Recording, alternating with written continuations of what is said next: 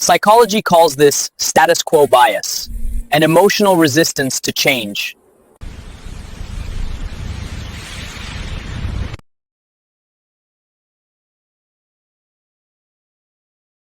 Okay, picture this. You're at your favorite restaurant, right? The one you always go to. You open the menu, and there are like 50 different options. New pastas, exotic curries, all these dishes you've never even tried. But then the waiter comes, and what do you say? I'll have the usual. Sound familiar? Now, let's think a little bigger. Think about your job. It's fine, not great, but fine. The salary's okay, the boss is kind of annoying, and you're not really learning anything. So why? I mean, really, why do we do this? Why do we choose the devil we know over the angel we don't? All right, section 1, the comfort of the usual. We're exploring our preference for the familiar. It's so easy to just write this off as, being lazy. But psychology tells us it's actually something much, much deeper. It's this cognitive glitch, a little bug in our mental software, called status quo bias. Think of it like an invisible force that keeps people stuck in average jobs, not so great relationships, and even paying for subscriptions they don't even use anymore. So today, we're going to break down exactly why your brain fights change so hard. And more importantly, I'm going to give you 3 powerful psychological tools to finally help you make that move. So what exactly is this status quo bias? Well, to put it simply, it's your brain's emotional preference for things to just stay the same. I mean, your current situation feels safe, right? It's familiar. It's predictable.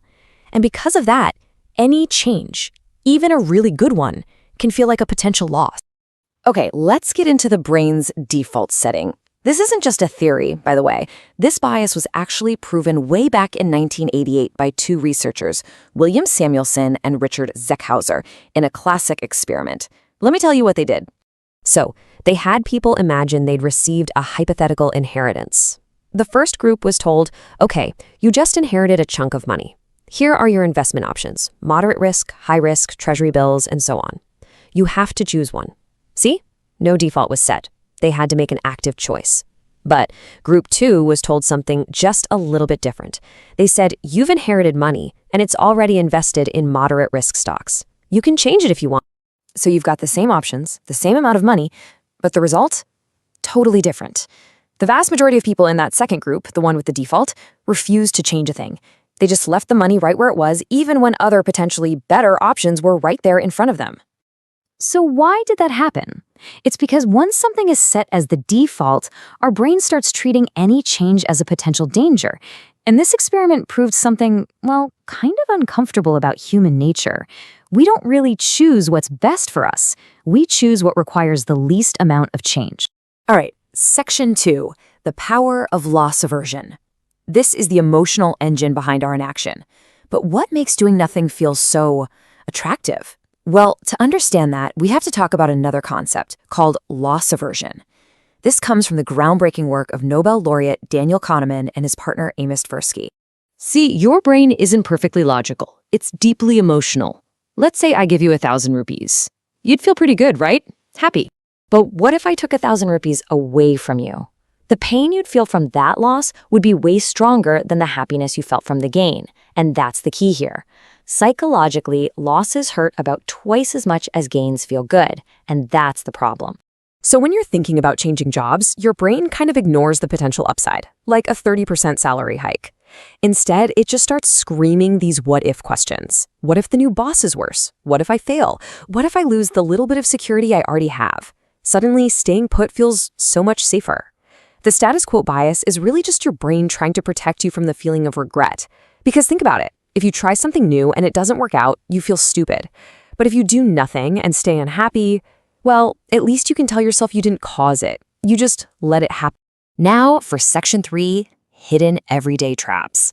Because this bias isn't just about those huge life decisions. It's actually controlling your money, your habits, and your time every single day in ways you might not even realize.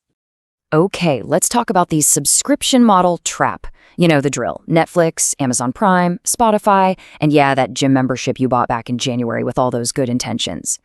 Companies get status quo bias perfectly. I mean, imagine if Netflix had to ask you every single month, hey, do you want to continue? A lot of us would probably cancel. But they don't do that. Instead, the renewal is automatic. It's the default. It requires no decision, no effort from you. The money just quietly slips out of your bank account. To cancel, you have to do the work. You have to log in, find the settings, click all the right buttons. So your brain just goes, I'll do it later.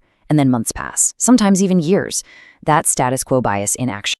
It shows up in how we handle our money too. Think about it. People will keep their savings in the exact same bank for 10, 15 years. They're getting low interest, paying high charges, and there are way better options out there. But they don't switch. Why? Not because it's the smart move, but just because it's familiar. And then there's the most dangerous one of all. Our routines. The same endless scrolling, the same old excuses, the same I'll definitely start on Monday. And what happens? Doing nothing becomes your new default. And slowly, without you even noticing, average becomes permanent. Okay, so how do we fight this? How do we actually break free? That brings us to section 4, your toolkit for change. We're going to look at 3 psychological tools to help you overcome this inertia. So here are the 3 steps we're going to walk through. First up is the reversal test. Then we're going to learn how to calculate the cost of inaction. And finally, we'll cover a technique called shrink the change. All right, tool number 1 is the reversal test. This actually comes from the philosopher Nick Bostrom, and it's a really simple but powerful thought experiment. Just ask yourself this question. If I had already made the change, let's say I was already in that new job, would I actively choose to come back to where I am right now? Now, if your answer is no, that's a huge sign. It means your fear isn't really about the outcome, it's about the act of changing itself. You're only clinging to the status quo because it's the current default. Okay, tool number 2. Calculate the cost of inaction. We're so used to listing all the risks of making a change, right? I want you to flip that. Instead, make a list of the risks of staying exactly where you are. Ask yourself, if I stay in this situation for 5 more years, what will I actually lose? We're talking skills, money, confidence, maybe even just your energy. The goal here is to make staying put look like the truly dangerous option. And finally, tool number 3 is to shrink the change. Look, your brain is terrified of big, massive jumps. So don't try to jump. Just take a small step. Don't think about finding a new career. Just update one part of your resume. Don't think about getting your finances in order. Just cancel one subscription you don't use. These small actions build momentum, and momentum is what kills fear. So let's talk about escaping the default, because here's the bottom line. The status quo feels safe, but more often than not, it's actually the most dangerous place you can be. Real growth, the kind that matters, doesn't happen when you're on the default setting. It happens when you decide to actively change the channel. So if there's a big decision you've been putting off, I want you to try that reversal test today. Just see what happens. So let me ask you, what's the status quo that you are trying to break this year?